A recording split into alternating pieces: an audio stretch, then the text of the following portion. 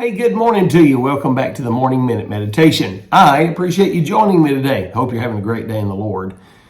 I love the book of Ephesians. It is an inexhaustible book when it comes to Bible doctrine. I particularly love chapter number 5. There's much truth to be found in this chapter. Everything from the will of God, the filling of the Holy Spirit, to the proper order of the home. All of that is intrinsically connected in the life of the believer. It is in this chapter, verse 15, where he says, "See then that you walk circumspectly, not as fools, but as wise." Verse number 15, or rather 16, says, "Redeeming the time because the days are evil." Then again in verse 17, he uses the word wise in a negative connotation when he said, "Wherefore be ye not unwise, but understanding what the will of the Lord is." In other words, to operate in the will of the Lord is to operate in wisdom.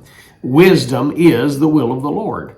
He goes on to say in verse 18, talking about the importance of understanding the will of God, he says that we're not to be drunk with wine wherein is excess, but to be filled with the Spirit. Now, the verse is not saying, to not drink excessively.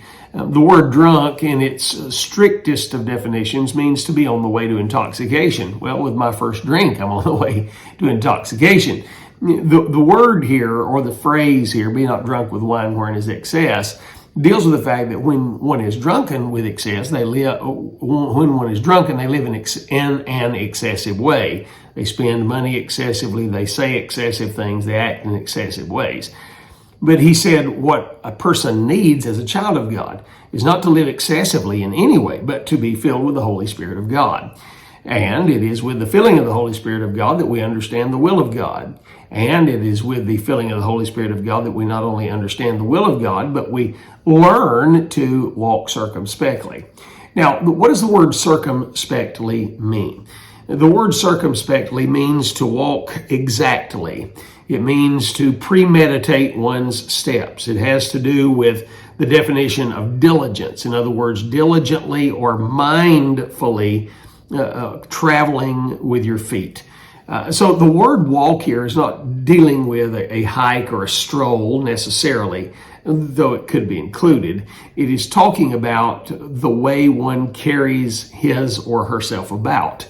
So considering that, walking circumspectly. Let me give you a personal illustration. So I like to hike, and I don't get to do enough of it, but there have been places that I have hiked in the mountains where I would be in three or 4 feet of snow at the top of a mountain range, walking the edge of a cliff, and there would be you would be walking on ice and on snow. And there would be a cable that would be attached to the mountain or anchored to the mountain, and you would be holding that cable while you walked that particular ledge, beside of which was a drop off from a cliff. Now, because of the snow, now the cable that you're going to be holding on to is about calf height to ankle height, and you're having to walk this ledge.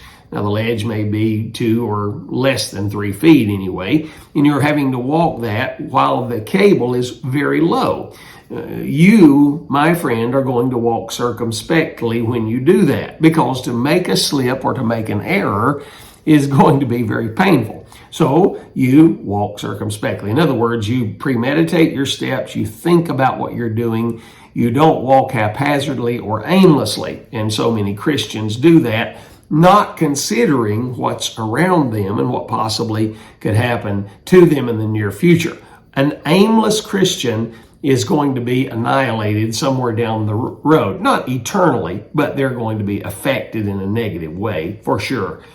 In 1989, this would have been the month of June, there was a 19-year-old German named Matthias Rust. And Matthias Rust, right there at the end of the Iron Curtain where it was being torn down, decided to, try his luck at flying into Russia. And so he took a Cessna 172 plane, and it was a 400-mile flight, and he flew right into Russian airspace.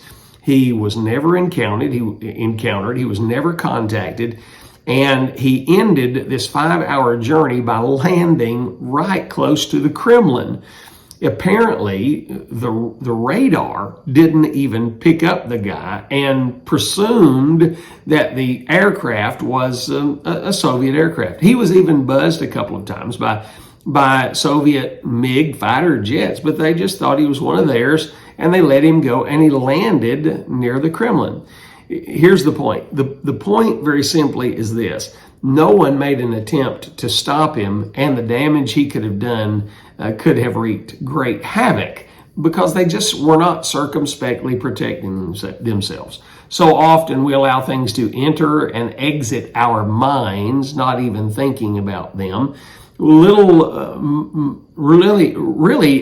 mindless thoughts that Satan casts through our mind, and we don't circumspectly rid our mind of them, and we wind up in a stinking mess because of the fact that we're not walking circumspectly. So my encouragement for you today is very carefully watch your step and walk circumspectly. Don't be a fool. God doesn't treat fools very well. Hey, think on these things today. You have yourself a great day.